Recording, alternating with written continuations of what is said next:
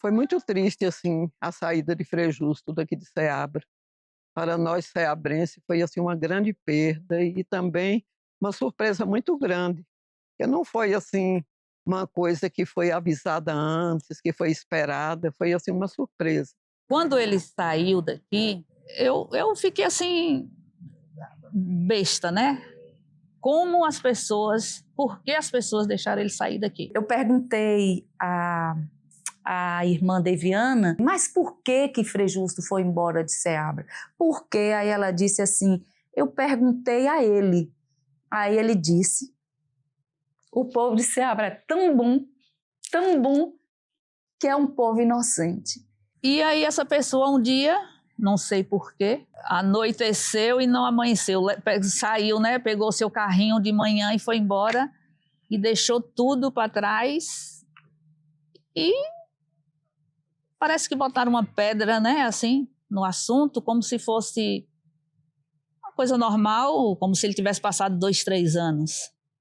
E eu queria muito ir lá na Itália, visitá-lo e conversar com ele sobre muitas coisas, né, que ficaram assim, aquele ponto de interrogação que a gente gostaria de saber mais a fundo, né, e que talvez distanciado ele pudesse, né, dizer mais alguma coisa.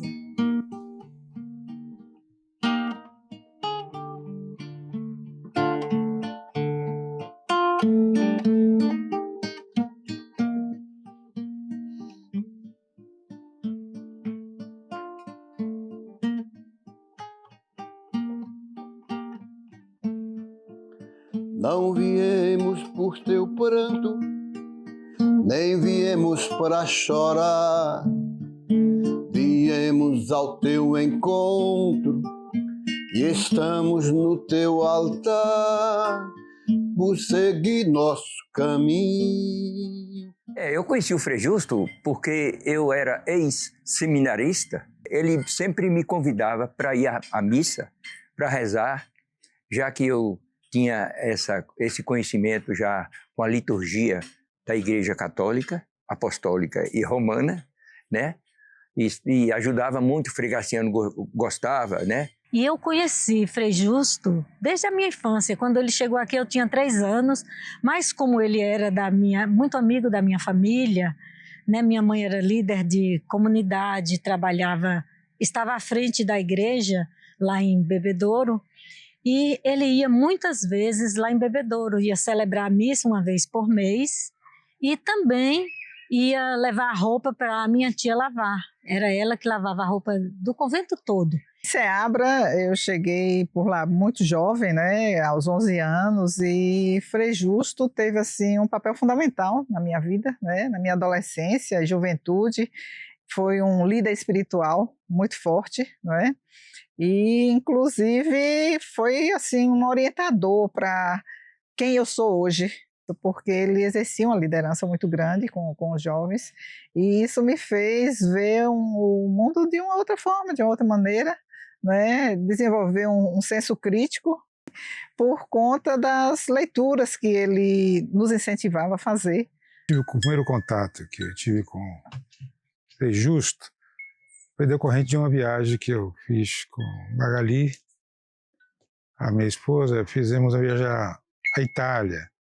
E lá, ao conhecê-lo, eu fui compreendendo de que embora eu não tenha tido convivência com ele antes, compreendendo de que se tratava de um grande missionário que, desde a sua juventude, teve a oportunidade de passar ao longo do século XX, vivenciando situações históricas singulares do século XX. Os primeiros capuchinhos, quando chegaram aqui, foi em outubro de 1966. Foi Frei Isaías e Frei Graciano. E aí foi quando, na época, eu não sei se todo mundo tem conhecimento disso, que Dr. Oswaldo, ele foi deputado estadual. E aí houve-se uma proposta de os capuchinhos virem para Lençóis. Como Lençóis era uma cidade que não tinha assim, muito muita condição de abrigar os frades capuchinhos, porque eles exigiam assim, uma cidade que tivesse um local onde eles pudessem fazer hortas para a sobrevivência deles. Foi aí que o doutor Oswaldo, como deputado, conseguiu que eles viessem para Ceabra. Antes dessa vinda desses frades capuchinhos para aqui, o pároco daqui era Padre João Pedro Alves, que já estava bem velhinho, entendeu? E ele, inclusive, foi até contra a chegada. Foi preciso entrar Oswaldo Teixeira, né, esse pessoal todo, para ir lá com Ápio, Esquivel de Ataíde, né, minha mãe Alice, né, a professora Marilang. Foi preciso reunir com o padre João Pedro e dizer: não, padre, deixe eles chegarem para aqui, o seu tempo já está sendo esgotado aí. A chegada dos franciscanos aqui em Ceabra foi assim uma revolução para a vida dos ceabrenses, né? Eles envolveram muito assim a sociedade, os jovens, os pais, as crianças, e começou assim um novo tempo para essa cidade. E foi muito diferente, que também introduziu a liturgia na igreja, que era em latim, começou a missa em português, e foi uma coisa assim muito diferente, foi muito moderno para a gente na época, né? Quando fez o chegou, porque Ceabra era uma cidade muito pacata, muito atrasada, né, como se dizia antigamente, né? Era uma cidadezinha pacata, não tinha nada. 2, 3, 4 ruas aqui na cidade, 2 praças, não tinha quase nada. Depois que o presidente chegou, ele não só tentou aumentar a cidade e projetar a cidade, né? Que coisa que ele fez, ele começou a projetar, botar um negócio mais longe. O Frei Justo era um capuchinho, e os capuchinhos têm assim a grande virtude de viverem a castidade, a obediência e a pobreza. Eles são religiosos e, como religiosos, eles vivem em comunidade. Então nós tivemos essa felicidade de termos uma comunidade de religiosos aqui, que antes Ceabra era assistida pelos padres diocesanos. Quando ele assumiu a paróquia de São Sebastião, que ele começou então a desbravar a paróquia de São Sebastião. E aí ficou Ceabra com os capuchinhos. Foi o privilégio de Ceabra, né? Ter a sorte de ficar com os capuchinhos. Porque onde os capuchinhos passam, eles deixam legados, eles deixam memórias. Ele chega em Ceabra com 40 e poucos anos, cheio de energias, cheio de vontades,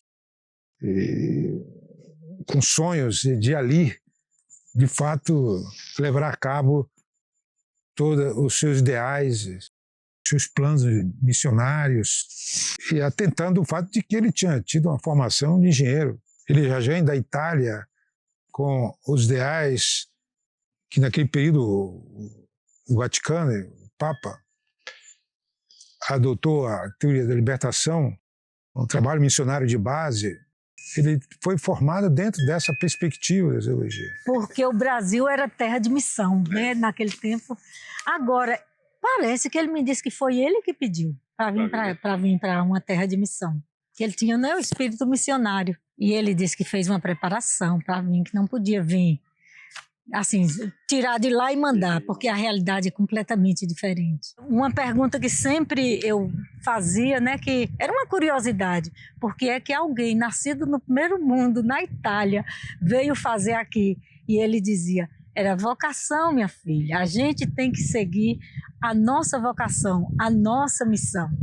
Ele, na sua juventude, nos anos 30, ele vai conviver com a ascensão do fascismo na Itália, e após 6 anos do fim da Segunda Guerra Mundial, ele se dirige para o Brasil e vivencia 20 e poucos anos de ditadura militar. Nesse período ele já estava em Ceabra. O Frei Justo, ele me influenciou muito no sentido de pesquisar, né, as questões políticas mais do que as religiosas. Nessa época já tinha o regime já tinha, né, prendido Marighella, né, e logo após veio a caça a Carlos Lamarca e Zequinha Barreto, que o exército brasileiro fixou aqui tendas aqui em Ceabra para ir assassinar Lamarca lá em Brotas de Macaúbas.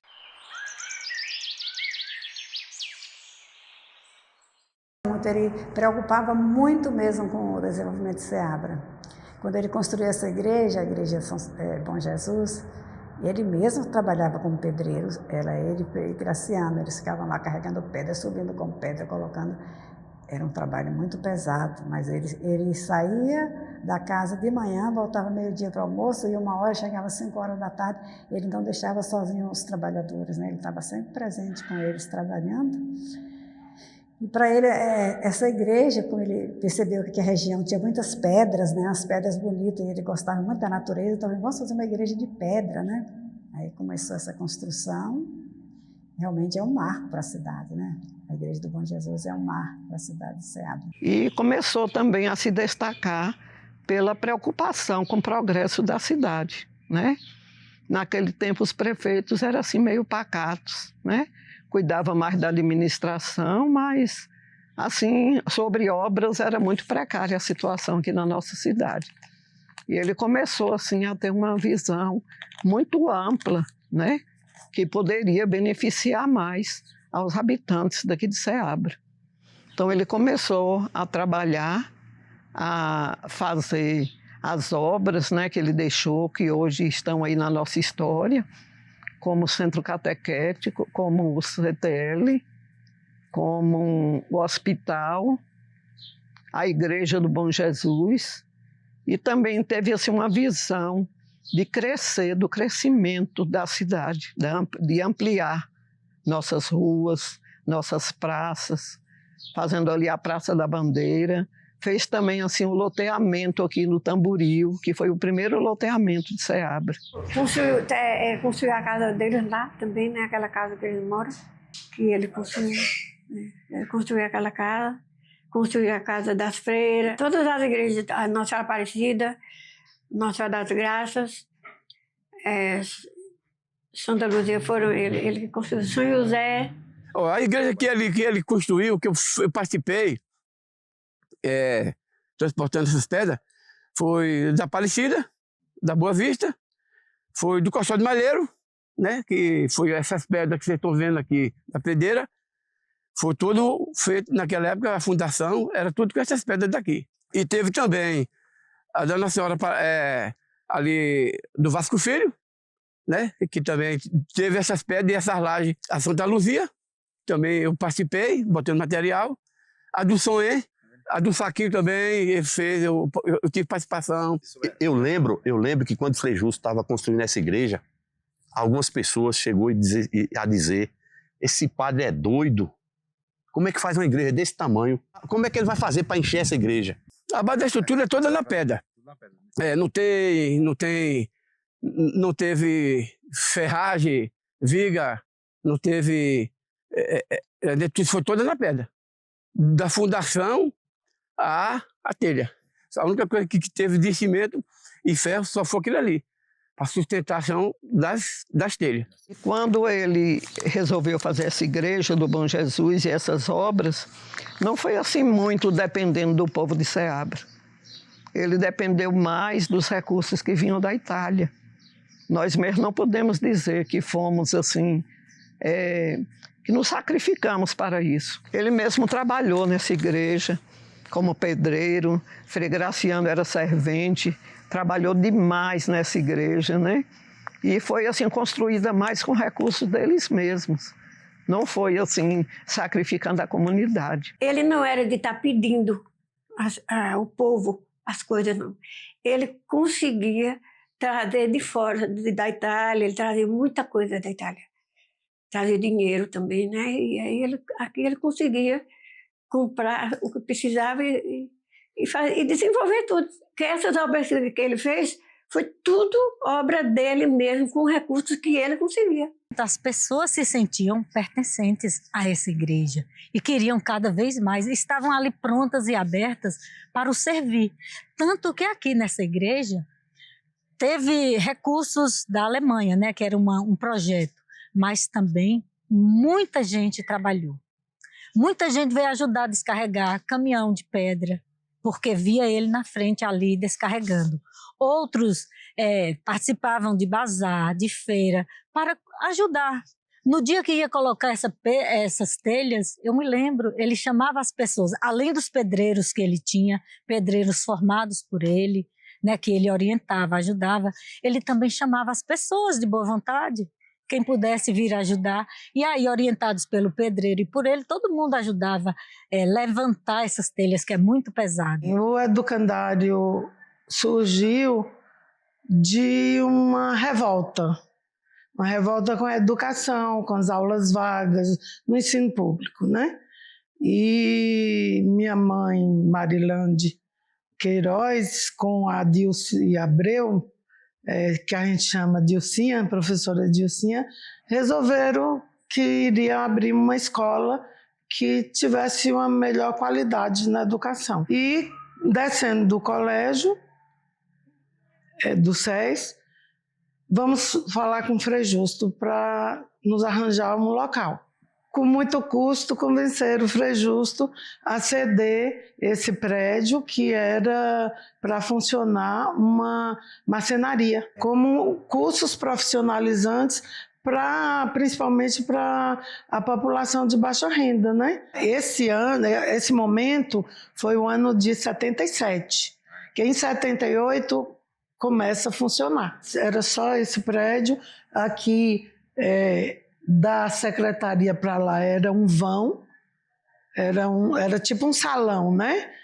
De piso de cimento, de concreto grosso, e foi dividido em madeirite. As salas em madeirite, se não me engano, em 5 salas. O quanto o Frei Justo está ajudando a cidade, né? Nós temos aqui o planejamento da cidade, aqui, dessas ruas, avenidas, né, largas, uma novidade que Ceabra não tinha, né? Mas que infelizmente não houve prosseguimento dos novos administradores, né, municipais para dar prosseguimento nesse planejamento. O hospital foi a obra mais importante que eu acho, assim, na minha visão, que o Frei Justo deixou aqui em Ceabra, que naquele tempo era muito sofrido para o povo. A saúde era muito precária. José Inácio chegou em Ceabra em 1969. Ele veio para trabalhar pelo posto de saúde em Ceabra.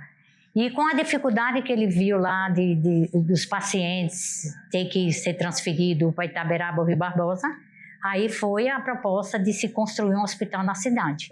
Então o hospital começou bem primeiro, aí depois já na cobertura do hospital, Frei Justo fizeram uma negociação lá para que ficasse 2 coisas importantes na cidade, o hospital e a igreja juntos, né? Aí foi feita a permuta lá, que Frei Justo começou a ajudar o hospital. Então, o Frei Justo tinha as verbas, Madre Luísa muito envolvida também na parte social e muito preocupada com a saúde de Ceabra. Aí entrou todo o grupo, toda a sociedade, todo mundo. O hospital foi feito com mutirões, com festas, eventos, doações. O hospital, meu Deus, ficava como se fosse uma casa nossa, né? Todo mundo, botou mais isso, ganhamos a porta, ganhamos não sei o quê, ganhou o piso. Eu me lembro do dia que botou o piso, a gente saiu correndo numa loja de Seu Jonas, comprar uma enceradeira para poder todo mundo lá, ó, abaixadinho, passando pano, todo mundo ia dar um servicinho voluntário lá. Inclusive nós fizemos o chá do hospital. Falei, se tem um chá do bebê, vamos fazer o chá do hospital. Eu me lembro quando eu era criança e pai falou já a inauguração do hospital. Aquele hospital, para ser inaugurado, todas as famílias de Ceabra contribuíram, porque ali foi o quê? Uma entidade filantrópica, né? Então, no dia da inauguração, o Frei Justo falou assim, conseguimos, olha e vê ali como ficou, e mostrando como tinha ficado, naquela maior felicidade da vida. E com isso, o hospital ficou pronto, teve o apoio grande aí do Hospital de Wagner, que fechou na época. Então, todo o material, todas as camas, tudo veio, inclusive seu Alfredo, Paulo sabe bem disso, a história. E isso ajudou muito com o secretário de saúde, que deu alguns contratos de 6 funcionários, e aí montou toda a equipe, todo o corpo clínico do hospital, com algumas dificuldades, mas o hospital da comunidade, para a gente trabalhar com a SOASE, né, que é uma fundação que trabalhou muito bem, né, tinha seus diretores, mudava toda a estrutura, e o hospital se manteve sozinho por muitos anos, com a participação de Frei Justo, porque Ele tinha, né, essa ajuda que vinha da Itália, então era um dinheiro bom. E aí ele fazia a troca. Às vezes ele tinha dinheiro, o hospital não tinha, né? Ele dava, depois o hospital retornava a ele, né? Assim, por um trabalho, ou então com algum paciente que era, né? Que a igreja também foi muito participativa. Se o Frei Justo tivesse continuado aqui, né, com todo o trabalho que tinha, com todas as ideias e com certeza o prosseguimento desses trabalhos, eu acho que Ceabra teria outra fisionomia.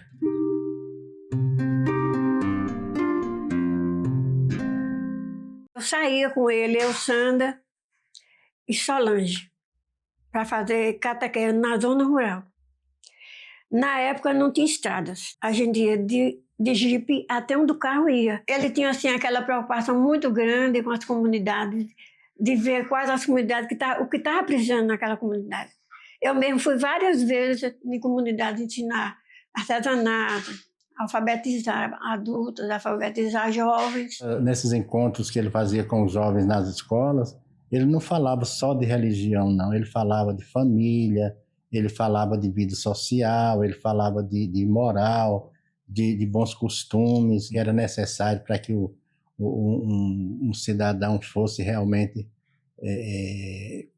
importante para a sociedade. E ele gostava daqui, viu, Baba? Ele falava, olha, Ceabra é uma cidade que eu conheço, muita cidade aí do interior, e ele falava da cidade aqui do norte e nordeste que eu agradei para mim terminar meus dias de vida, chama-se Ceabra. Ele queria mesmo o bem dos jovens de Ceabra, ele queria ver a juventude de Ceabra progredir. Ele falava, ele pensava, você vê, naquele tempo, ele pensava numa faculdade para Ceabra. Da comunidade de Ceabra, eu digo que houve bastante crescimento em todas as áreas, né? Na área educacional, ele movimentava, ele mobilizava o jovem para estar fazendo os trabalhos junto com a igreja. Então, eu digo que Frei Justo contribuiu bastante mesmo para o crescimento sociocultural e econômico de Ceabra. Ele era uma pessoa assim muito irreverente. Ele não tinha medo assim das burocracias. Ele avançava, ele ia no banco, ele conversava com todo mundo, brincava com o gerente, e fazia o que ele ia fazer ali e conseguia tudo o que ele queria, porque todo mundo acreditava nele, né? Ele era um empreendedor, um engenheiro, e a gente respeitava muito as decisões dele. A gente vivia num mundinho fechadinho e a gente foi abrindo a cabeça para o mundo. A partir de Frei Justo. Pelo menos eu penso assim, na minha maneira de ver, como eu passei a ver a vida depois de Frei Justo. Abriu a cabeça da gente, não só com ações, com palavras e com ações dele mesmo, da vida dele, mas principalmente quando ele ia fazer as pregações na missa. Era um negócio absurdo. A gente ficava impressionado. Tanto é que até então, eu ia para a missa por ir, só para ver o padre, Benjamin São Padre, não sei o que lá, lia aqueles negócios, ele ia e saía, e do jeito que eu entrava, eu saía da igreja. A partir de Frei Justo, não, você passou a sair com a cabeça mais aberta, vendo mais as coisas, e o que estava em sua volta, e essa sua volta foi aumentando, o que foi o tarde na nossa cidade, no nosso estado, e foi chegando para o país, e a gente foi abrindo a cabeça para tudo isso. Então, ele tinha essa visão holística do ser humano, o ser humano todo, não só na questão da fé, mas o ser humano integral, saúde, educação, cultura. Ele ia para o meio do povo e trazia o povo para a igreja.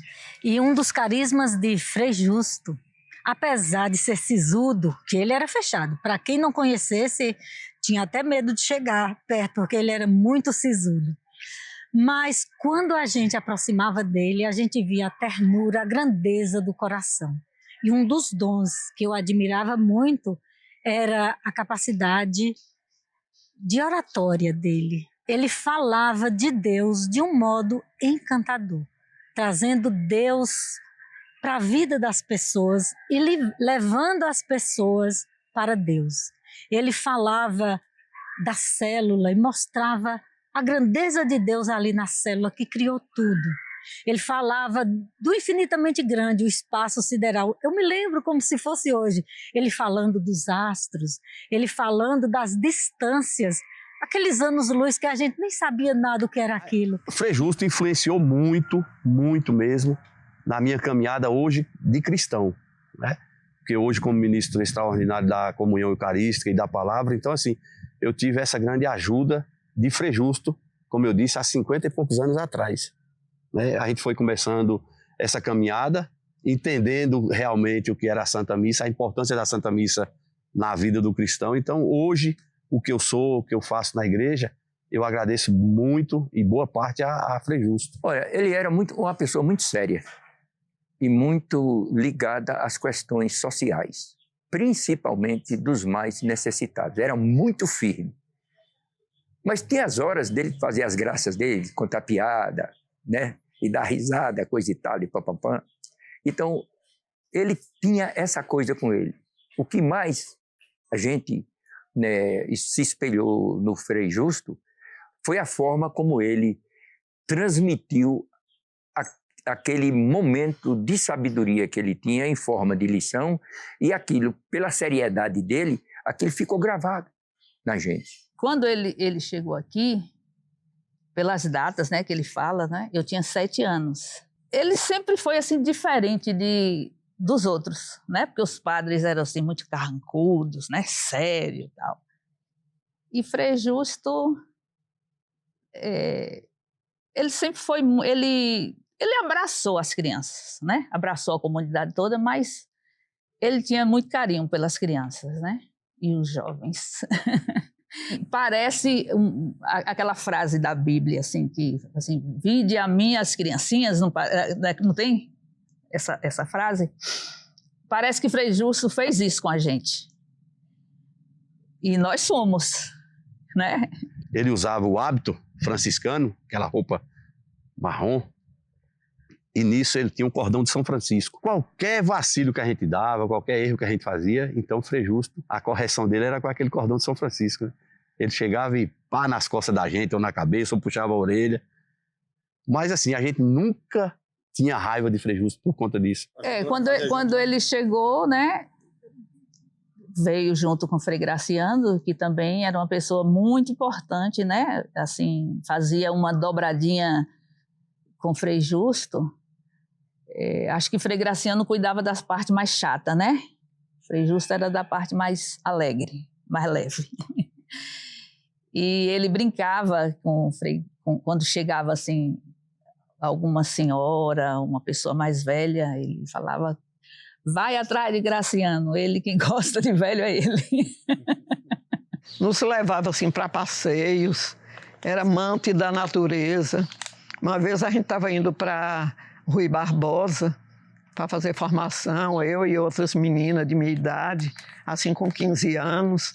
E ele parou na frente ali do Mucujezinho e desceu, comprou assim umas melancias, sentou ali naquelas rochas ali do Mucugê, partiu aquelas melancias, ficamos ali, né, merendando, e ele contemplando assim a natureza, assim, olhando para aquele rio, assim, com pensamento que a gente não sabe, parecia tão longe, assim, tão perdido, né? E muito, assim, muito integrado com o jovem, muito integrado. Eu fico pensando assim, que coragem a dele, levar um caminhão de crianças para o Mucujezinho. E os pais deixavam, né? Tinha extrema confiança, e ele não tirava o olho de ninguém o tempo inteiro. E eu me lembro de uma vez alguém estava se afogando e ele pulou de batina para salvar essa pessoa. Outro dia, Márcia estava me contando que ela afogou num desses passeios. Aí ela conta que Frei Justo pulou dentro d'água e estava cheio de relógio, que o pessoal deu os relógios para ele guardar, né, botar na batina. E aí muitos relógios perderam. Aí ela fala assim: eu não sei antes eu tivesse morrido, porque o horror que os meninos fizeram comigo, que meu pai ia ter que pagar todos os relógios. Tudo por Jesus, nada sem Maria, é que em mim agora nasce novo dia. Eu estou feliz, tão abençoado, em eterna alegria. Maria é mãe até... Tem gente que fala que Frei Justo foi o grande prefeito de Ceabra, sem mandato, né?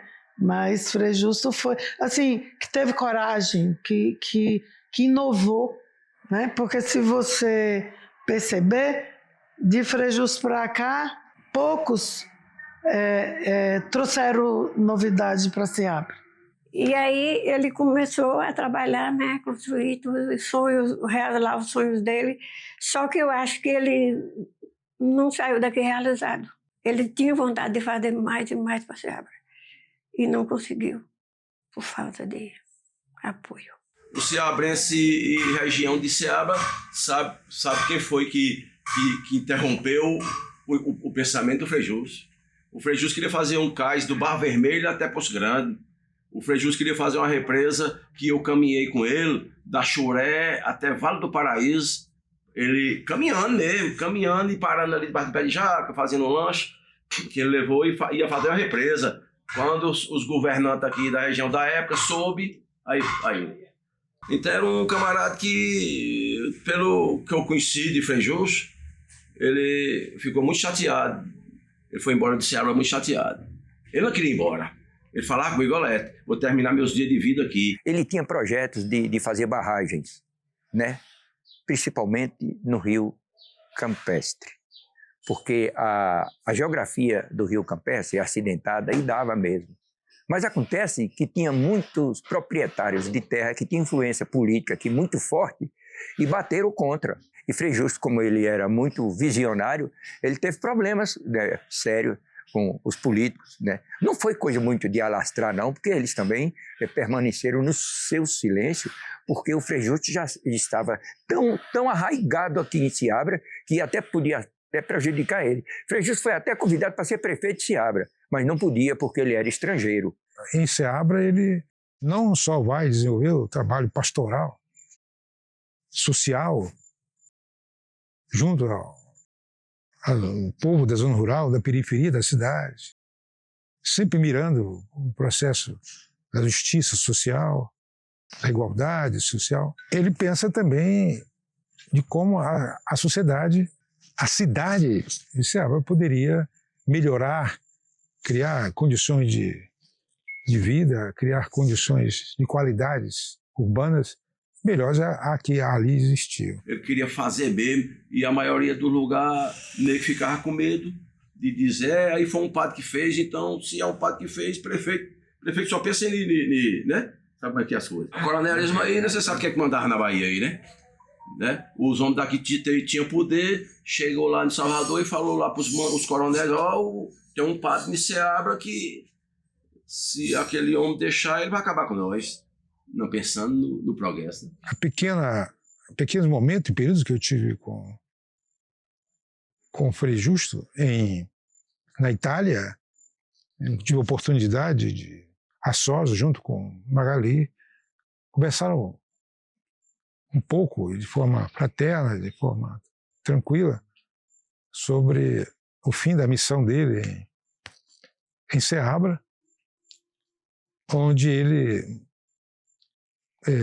dramaticamente manifestou para nós sérios ressentimentos, particularmente sobre a saída dele daquela cidade, que não derivou apenas de uma designação da Ordem Capuchin de maneira natural, dentro dos seus ordenamentos e previsões de missão, não decorreu disto, mas sim decorreu de uma articulação de grupos políticos oligárquicos daquela cidade, e como a sua ação missionária extrapolava apenas os espaços da igreja, as oligarquias locais e setores que se incomodavam com essa força missionária dele, articularam o deslocamento dele, a retirada dele de Ceabra.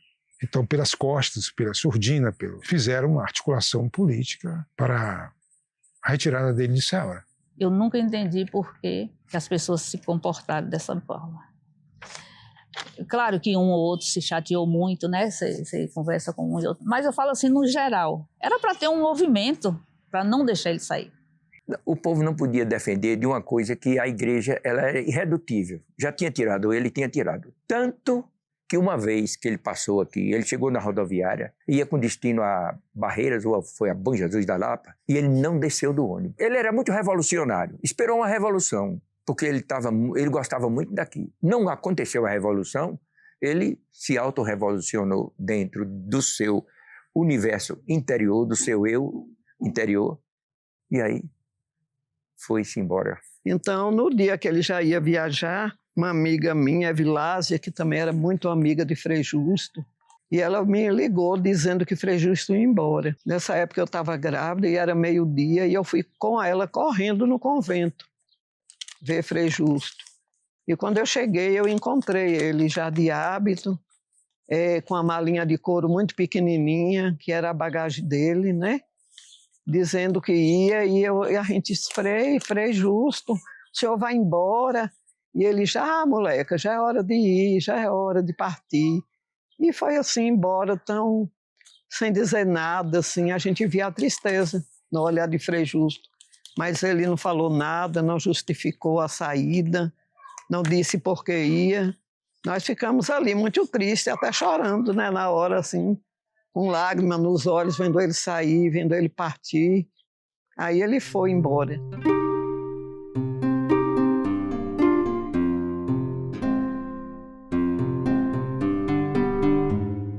Depois que ele, já na Itália, escrevia para mim muitas vezes. E muitas vezes chegava, quando ele estava em Valéria, em Xique-Xique, que saindo daqui ele foi para Xique-Xique. Ficou um tempo lá. Depois ele foi transferido para Valéria, ficou também assim, alguns anos lá. E aí depois ele foi embora, ele mudou para Itabuna, que foi, acho que a última cidade que ele morou aqui, e eu fui lá também, né? E todas as vezes que a gente conversava, que se encontrava, ele sempre falava uma coisa assim, que eu achava, tipo assim, que ele que ficou alguma mágoa, né, de Seabra. Embora ele fale que não, mas eu, por mim, eu acho que eu, julgando ele por mim, eu ficaria, e muito. Mas ele falava assim, a ponte quebrou. Nós continuamos, assim, nos corresponder com ele. Ele sempre mandava alguma mensagem. Quando eu passava na Praça da Bandeira, ali no hospital, eu sempre que mandava tirar alguma foto das árvores que ele plantou, do hospital, da igreja, eu sempre estava mandando para ele. Ali no jardim também, sempre que tinha alguma coisa nova em Seabra, eu passava para ele. E assim, dessa maneira, ele não estava presente, mas a gente tinha ainda esse conforto, né? Das palavras, da lembrança que ele tinha da gente. E eu consegui o endereço dele aqui com as freiras, né? As amigas pediram, vá lá, pague o endereço e tal. E aí eu escrevi uma carta para ele, mandei meu e-mail e ele respondeu, né? Com o amigo dele, o Cláudio. E aí a gente se comunicou durante muito tempo por e-mail. Depois apareceu o Skype e a gente se falava, né? Vendo, né? E aí era muito engraçado. Até recentemente, antes dele falecer, ele ainda mantinha contato. Minha mãe sempre falava com ele, ligava para ele na Itália, né? Conversavam, né? Os dois, escreviam também, ele escrevia cartões para ela também fazia para ele e tal. E Frei Justo eu tive contato pouco tempo antes dele falecer, né? Eu fui à Itália fazer um passeio e de lá nós fomos, né? A Pesaro, era um convento onde ele estava, lá nessa cidade, e tivemos contato com o Frei Justo lá, já idoso, com baixa visão, mas conversamos bastante com ele, né? Matamos a saudade, como diz, dimos fortes abraços, ele se emocionou por estar encontrando com a pessoa, né, de Seabra. Nesse período que nós tivemos lá com ele, esses 2 dias, eu consegui falar com algumas pessoas também de Seabra, liguei através da internet e ele manteve contato, falou com algumas pessoas também. Teve uma vez que eu conversei muito com ele por telefone, que foi quando Magali esteve lá na Itália. E aí a gente ficou conversando, essa foi, não sei se foi, deve ter sido uma das últimas vezes, porque assim, como ele estava com problema de visão, ele ia pouco, né, na casa do sobrinho. o convento era num local um pouco afastado. Então, ele marcava o dia e o horário que ele estaria na casa do irmão, do sobrinho, para a gente conversar. Frei Justo estava no convento, junto com mais outros 5 frades capuchinhos, e ele, nos últimos tempos, ele estava sendo um confessor espiritual, né? Ele ia não celebrava mais, porque por conta mesmo da baixa visão que ele estava, mas ele ia para o confessionário e ficava atendendo confissões com aquelas senhoras e pessoas da comunidade como um todo, né? Mas ele estava bem, aparentemente ele estava muito bem, era muito querido pelo pessoal de lá, né? Assim, sentia muito saudade, lógico, de Ceabra, mas também com um sentimento muito grande de ressentido, né? Com a forma como ele saiu, da maneira que saiu, como ele foi tratado no final, lá em Ceabra e tal. Mas ele tinha muitas lembranças, né? Guardava isso, estava com uma lucidez muito grande, apesar da idade, né? Com os 93 anos. Mas muito lúcido e lembrava de tudo com detalhes. Nas minhas cartas sempre eu pedia perdão pelo povo de Ceabra, porque na verdade eu não sabia o que tinha acontecido, né? Que foi assim uma saída tão repentina e eu não sabia, ele não explicou e a gente ficou sem saber. E quando uma vez eu questionei ele sobre o motivo dele não gostar do povo de Ceabra, né? E às vezes ele tinha passado aqui e não tinha entrado na cidade, e nós ficamos assim muito assim aborrecidas, porque todo mundo queria vê-lo, né? Todo mundo queria ter um contato com ele novamente. Mas depois ele me respondeu na carta: caríssima Santa Ataíde, saudações. Essa carta foi escrita em 22/8/2003. Recebi sua carta e suas lembranças, que me fazem relembrar aqueles lugares bonitos, aqueles maravilhosos pôr do sol, o Pai Inácio, Mucujezinho, etc, etc. Você sempre pede perdão como se eu fosse magoado com o povo de Ceabra. Eu amo profundamente o povo de Ceabra. Sinto muita saudade de tudo e de todos. Não ir a Ceabra não significa que sacudi a poeira das sandálias, mas elas estão grudadas cada vez mais na minha pessoa. O que vale é tê-los no coração e rezar por todos. É o que acontece comigo para conosco. Tenho nas paredes do meu quarto o mapa dos municípios da Bahia e o quadro de cidadão honorário de Ceabra. Então, essa carta me deixou mais tranquila a respeito do nosso sentimento assim, de amor, de gratidão por ele ser correspondido, né? Porque havia sempre essa dúvida, mas essa carta veio assim, tirar esse peso do nosso coração, porque era uma pessoa que a gente só sentia amor e gratidão por tudo que ele fez por nós e por nossa cidade. E aí o sobrinho mandava, né, notícia, como é que ele estava e tal. Mandou uma foto, a última foto que eu recebi dele, vivo ainda, no hospital. Forte ainda, né, que ele era muito forte. Mas você já via, assim, um pouco debilitado, né? Com os fios, né, de soro, aquelas coisas. E aí, alguns dias depois, ele faleceu.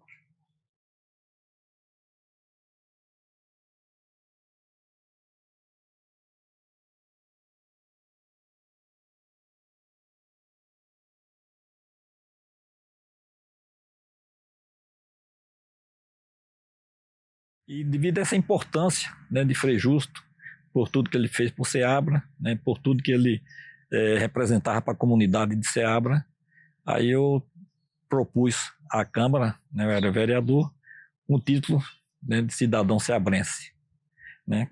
Foi acolhido com muita boa vontade dos companheiros, né, dos demais vereadores, e, inclusive não havia nem por que não ser, né. Foi aprovado por unanimidade. Isso foi, se não me engano, em 98, né?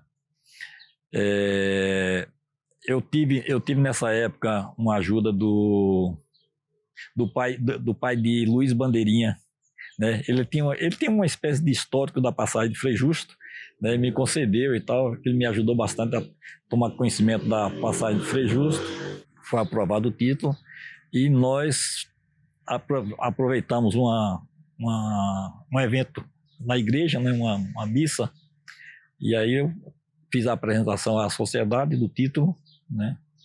Eu não me lembro quem era o Frei nessa época, né? Passamos para mãos do Frei, e ele encarregou de mandar para Frei Justo na Itália. Frei Justo já estava na Itália, né? E isso foi feito, né? Posteriormente, Frei Justo agradeceu o título e tal. E eu ficava sem entender, assim, como é que uma pessoa sai da Itália, né? Vem, né, ser missionário numa terra tão estranha e faz tanta coisa e deixa, né? Assim, pô, como é que a pessoa consegue ser generoso a esse ponto, né? Eu escrevi uma carta para ele em versos, só que eu não me lembro toda, mas eu tenho um verso que, assim, Frei Justo, você merece uma estátua colossal numa praça de Ceabra com destaque especial, um gesto de gratidão para torná-lo imortal. Frei Justo, ele é imortal, porque o cartão postal de Ceabra, você vê o quê? Esta igreja, né? Que ela é muito linda, é o nosso cartão postal. Então, assim, pelo pouco tempo que ele ficou aqui, ele deixou as suas pegadas. E uma certa vez ele foi comigo e ele me colocou para entrar usar o carro já com a minha casa de pedra, de bloco e de lajota, né? Para colocar lá. E eu falei, Frei, esse carro não vai entrar aqui. E ele, entra, sua vida mãe, entra, pode entrar que o carro vai. Aí eu fui e o carro quebrou, né? O carro quebrou e falei, agora, Frei, como é que nós vamos fazer para ir embora? E aí eles vieram para a pista, porque o carro ficou lá na pedreira, né? Eles vieram para a pista e aí passava um carro, não parava, passava outro, não parava. Aí vinha um fusquinha. Aí parou e ele perguntou se podia trazer até aqui, o cara falou que podia. Aí começaram a conversar e acabou descobrindo que o cara era um padre da cidade da Barra. Aí ele disse, então foi por isso que você parou, porque um filho de uma égua conhece o outro.